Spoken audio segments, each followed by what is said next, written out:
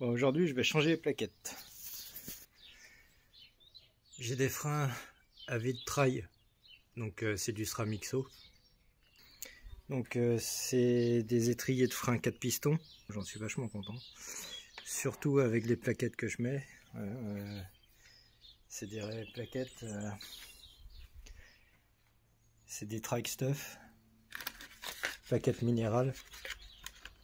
Alors ça s'use vachement plus vite que des plaquettes résine par exemple, mais ça freine beaucoup mieux et par tous les temps.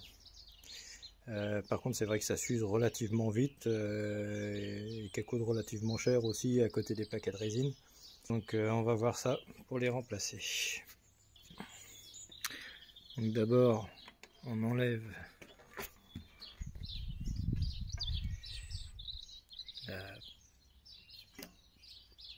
la petite goupille sur l'axe. Une fois qu'on a enlevé la petite goupille, on enlève l'axe.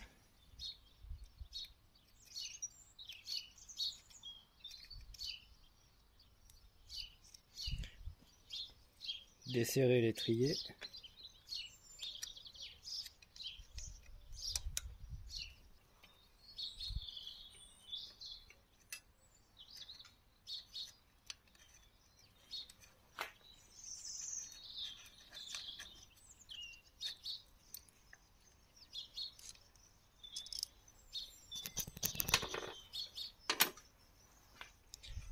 Hop. Je vais en profiter pour pouvoir le nettoyer un peu. Donc évidemment chiffon propre, parce que la moindre tache de gras sur les plaquettes, ça contamine le disque, ça contamine les plaquettes, et après ça freine vachement moins bien. Donc moi mon vélo il est de 2014, il n'était pas équipé comme ça à l'origine. Il y a un propriétaire précédent qui l'a vachement bien équipé, entièrement en SRAM, donc pédalier XO carbone, frein XO trail avec les leviers en carbone, shifter X9, qu'est-ce que j'ai d'autre, un dérailleur arrière avec la chape en carbone, c'est un SRAM XO également. Donc quand même vachement bien équipé et tout en super état, ce qui est vachement génial. Alors, ensuite il faut sortir les plaquettes.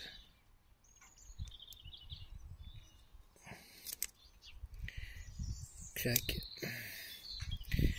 Donc là c'est pas qu'elles sont extrêmement usées, mais là par exemple celle-ci, on voit que le petit ressort, bon, il est pas loin de toucher le disque, donc il est temps de les changer quoi, grand temps de les changer. Là il n'y a plus beaucoup de matière quand même.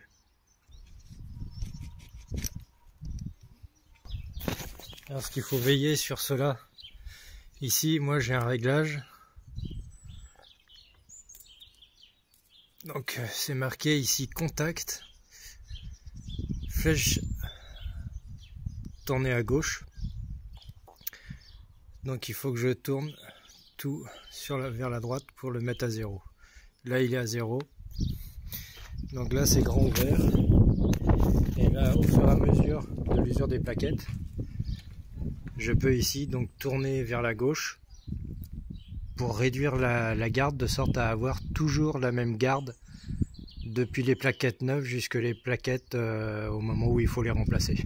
Et ça c'est vraiment génial parce que tout au long de la vie des plaquettes on peut conserver la même garde, ce qui fait qu'il n'y a pas de surprise dans des descentes techniques, en cas de freinage d'urgence, des choses comme ça, freinage fort, freinage appuyé, il n'y a pas de surprise sur la garde, on risque pas de passer par-dessus le vélo parce que on n'a pas senti les freins ou ça fait bizarre. On peut être gêné lorsque la garde n'est pas tout le temps la même. Donc là il va falloir repousser les pistons. Alors moi ce que j'utilise évidemment c'est pas un truc en ferraille, faut pas utiliser de, je sais pas, de tournevis ou des choses comme ça parce qu'on risque évidemment d'esquinter l'étrier. Alors ça serait un peu con. Donc moi j'utilise un démonte-pneus de vélo, donc en plastique. Et là il faut les repousser. Alors c'est pas toujours forcément facile. Là, tac, on voit bien qu'il se repousse à 0. Même chose pour celui-là.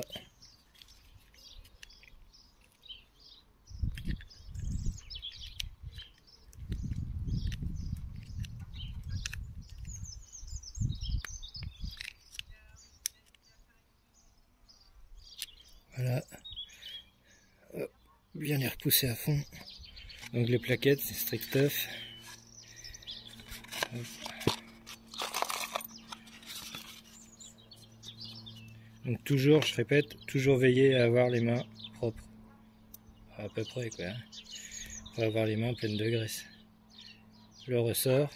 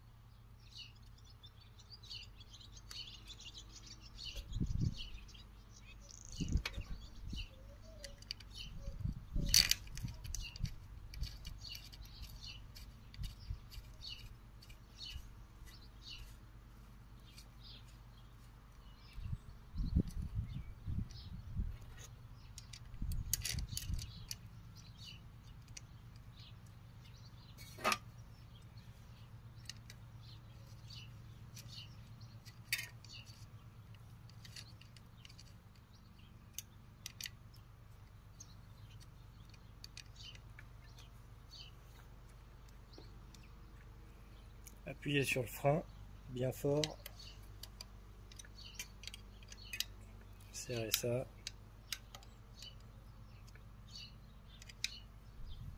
gentiment.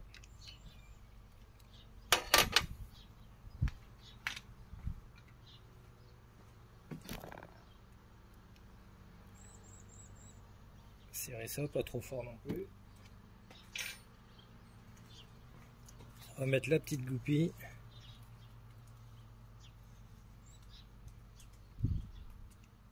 Tac.